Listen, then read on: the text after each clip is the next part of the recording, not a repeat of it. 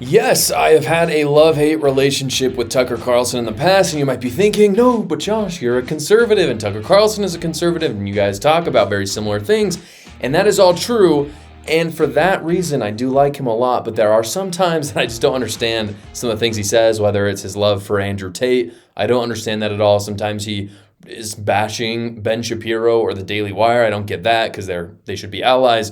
He talks about how young men should be taking nicotine. I don't agree with that, whatever, it's not that big of a deal. But recently, I watched his Q&A at America Fest, and it made me like him so much more once again. I feel like my love for Tucker Carlson is rekindled, so I want to show for you guys my two favorite questions and then the answers that he gave, and I want to give you my reaction to what he said as well. So first, Tucker Carlson was asked about what people in rhino-infested states could do to make a difference. And a lot of people give these rosy answers, but Tucker Carlson's answer was so good and so profound, I have to show it for you guys. Here it is. The first thing you can do is make it known that non-citizens cannot be counted in the census to apportion congressional seats. That is totally, well, it's unconstitutional, but more to the point, it defeats the basic premise of democracy, which is that citizens run their own country. It's self-government, right? That's the point of a republic. We hire people to run it for us, but we run it because it belongs to us because we're from here, we're citizens. If you allow foreigners, non-citizens, legal or illegal, to pick your representation, then foreign countries run your country, and that's called colonialism, over which we fought a revolutionary war. So that cannot be allowed, okay? So that's the first thing you can do. The second thing you can do is point out that a sanctuary city or state is a form of insurrection much more profound than anything South Carolina attempted in 1861 at Fort Sumter. You are saying that you are not following the most basic of all federal laws, which is the federal government, not state governments, the federal government gets to decide who comes into the country. So this is so rarely talked about, and it points to an even larger issue, which I'll talk about in a second. It has to do with electoral votes. But the fact that New Mexico or California, these blue states, can let in millions of illegal immigrants and not cooperate with the federal government is crazy to me. And like he said, Eisenhower, if Donald Trump wants to be an Eisenhower and send in the federal government, I 100% support him, and I think all of the people who voted for Donald Trump would support him as well because it's sickening what they're doing. And the reason why they're doing it is because of the incentives, which Tucker Carlson brings up. No state, if you really look at it, has the incentive to have less people in them, only more. And in a way, that's a good thing because it incentivizes people to move. It incentivizes you to have a good state. And that's what DeSantis is doing in Florida, for instance. He has a great state. Tons of people are moving there. That's all great. However, the break in the incentive is the fact that it can be anybody instead of just citizens. And so to Tucker Carlson's point, California or Arizona or New Mexico are all incentivized to bring in more illegal immigrants, get them counted in the census, and then receive more electoral votes, which is a massive problem. So you have to ask yourself, how do we fix that incentive? And how we do it is that when we do the census, we have to divide citizens and illegal immigrants, because make no mistake, you still want to know how many illegal immigrants are in your country. But when you do a census, you have to divide the two. And so if you do that, that would simply free up the incentives for these states to do a good job, encourage people to move to their states from awful states like Minnesota or New York or California, but without being rewarded for letting, especially those border states, letting illegal immigrants come into your country. This also points, though, this is what I wanted to bring up that I think is really important that I'm surprised Tucker Carlson did not bring up.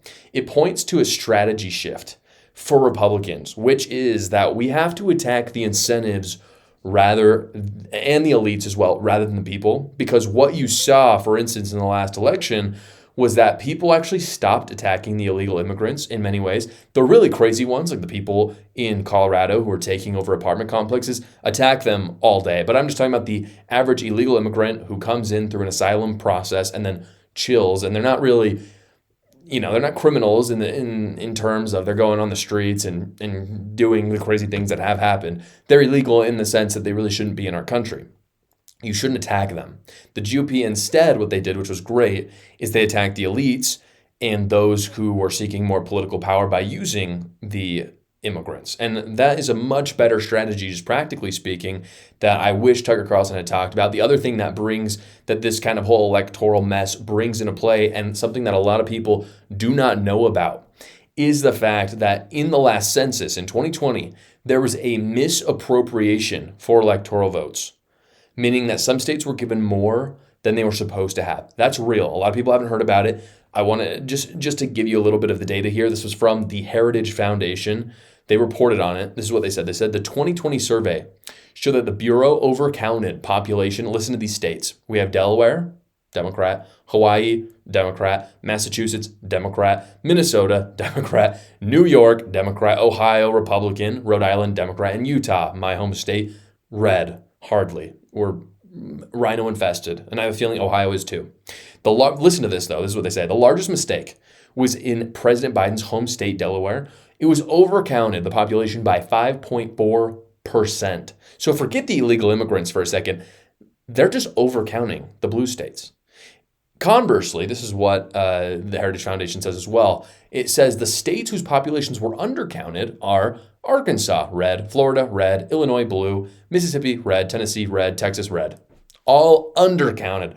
The largest error in the undercount was in Arkansas, where the population count was off by 5.04%. Huge. So why does this matter? Because the red states had less electoral votes than they were supposed to have, and the blue had more. Now, luckily, we didn't come down to thin margins in this election.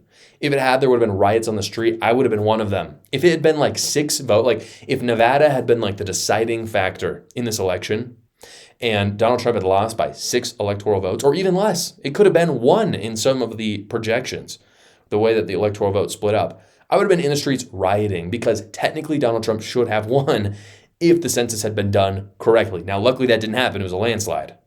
But this has to be fixed. It has to be fixed because look, at worst, the bureaucrats lied, and they did this to elect a Democrat. At best, they messed up by 5%, which is not statistically insignificant. And so that is a massive story that we have to talk about as well. It has to be fixed for the midterms, because for the midterms, it will matter how many congressmen we have. But of course, for 2028, when electoral votes are reallocated. So if you're one of those states, if you live in one of those states where it was overcounted, or if you're in a blue state and you're Republican and it was overcounted, you need to fight. You need to fight for this. This is such a big deal. It's such an overstep in the bureaucracy, just changing the electoral votes at will, even though the census didn't reflect what it was supposed to be. That's massive, in addition to what Tucker Carlson said about illegal votes. Really quick, guys, I did want to let you guys know about a sale right now that's happening for my new book, A New Cult. It's on the bookshelf up there. It's on Amazon right now, only for $9.99. The link is in the description below. I had a really good time writing it. It's about how the left has literally devolved into a cult. I talk about all the stories, the crazy stuff happening, a lot of stories that a lot of people haven't heard about. You're going to enjoy it because I had really enjoyed writing it. Again, it's only $9.99 on Amazon. The link is in the description below. So Tucker Carlson was asked if Republicans are running away from the abortion issue. And as a huge pro-lifer, I loved his response. Here it is. But the truth is, I think every single person in the country knows that abortion is at best a real tragedy, and at worst what was clearly a form of human sacrifice. And that's why they had an abortion van outside the Democratic convention. I don't really think anybody sincerely shouts their abortion with joy. I think everybody knows that the cascading effects of that, never leave. And it's like the true tragedy. Taking of life is always the greatest tragedy. And I actually think the time is right to just say that out loud. This is the opposite of liberation, speaking of deception. The main thing that most people want, I mean, there's surveys in this, but we don't need surveys. We know this is children. I mean, that is the only real measure of wealth, is children. And anyone who's against children, making it harder for you to have them, making it easier for you not to have them, is the enemy of you and of humanity itself, is pro-death. And I just don't think in the end that wins. And I think everyone secretly knows it. And I think the hysteria and the extremism of the abortion people is testament to that. It's like when you know you're wrong, you get louder and more hysterical, right? And so I actually think it's become super obvious. They can't even, by the way, I felt like 30 years ago under Clinton, they had a pretty good formula for justifying abortion. They were like, well, it's safe, legal, and rare, and it's a tragedy when a 14-year-old gets raped. And I was like, well, that's for sure. It's a tragedy. And because it's so tragic, you need an abortion. Now they're like, no, you want to like do something good for America? Kill your kid. Well, that's just my end at that point. This, I think, is my favorite thing that I've ever heard Tucker Carlson say at one of these conferences, because there's a lot of, viral clips of Tucker Carlson and other conservatives speaking at them. I really loved this because of how candid he was and how true everything he said was. I share his view. I don't think there's a single person out there who thinks abortion is actually a good thing. I don't think, and I'll give you an example, just to take a less extreme example. It's like if you were home alone, completely alone, and there was a box of donuts on your table, a dozen donuts, and you ate the whole thing. Nobody in the world would think that eating the whole thing was a good thing. And you could bring up all these hypothetical situations like people do with abortion, and you could talk about how, but it could be okay to eat the donuts this time and this time. That's fine. All that's fine, whatever. But at the end of the day, there's this intuitive sense in all of us that it's just not good to eat 12 donuts in one sitting. And it's the same way with abortion. We can talk about the stats. We can talk about the biology. All of that is important, and I think it should be talked about. But at the end of the day, it's actually not really needed, because everybody knows in their heart that murder is bad, that death is a bad thing. That is a core thing. If you have a loved one who dies, you're not happy about it. Even if you're religious, you mourn. You still mourn because death is a bad thing. In fact, all of Christianity is built on the fact that the Messiah came to save people from their sins, yes, but also the fact that he rose on the third day. He was resurrected. He overcame death. That is what Christ did. And so, and Christianity is the largest religion in the world. And so, if anything, that should be a testament to how simple yet profound that belief is in the hearts of men. Everyone knows it. And it is because by supporting abortion, you are always supporting death. There's no alternative. There's no way to support it and support life at the same time. And that's, of course, as Tucker Carlson says, death is the single worst thing to support. So I share Tucker Carlson's optimism for the pro-life position for that reason. And this is the other thing as well, going to the other side of it. Never before has the information about biology or birth been so readily available, because for a long time, probably, I wasn't alive, but back in the early 90s with other Democrats talking about it being safe, legal, and rare, they were able in many ways to probably keep the population ignorant in a way that just isn't possible anymore. The internet is out there. You can look. My wife is pregnant right now. We get to look every single week online on what size our baby is and what things have developed in her. And I can remember from week 7, they're like, oh yeah, right now her ears are developing. That kind of information, I could be wrong, maybe I'm showing my age here. I don't think it was available in the same way in the 90s. I'm not saying people didn't have that information. I'm just saying it wasn't on an app on your phone. Now it is. And so that lie of it's not a human, it's not real, it's not life, it doesn't really play anymore. And I think that's what Tucker Carlson is saying here. You just can't fight the truth. It's true. It is. It was. It will be. It's reality. It's reality. And so, of course, there's going to be bad actors who want the human, they love the human sacrifice.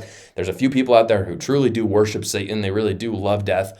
But that's very few amount of people, I think. And as screwed up as certain people are, that is still hard to defend for pretty much everyone. For that reason, I'm very optimistic about the pro-life position. Thank you so much for watching, guys. If you haven't already, go down below, like the video, subscribe to my channel, and watch another video.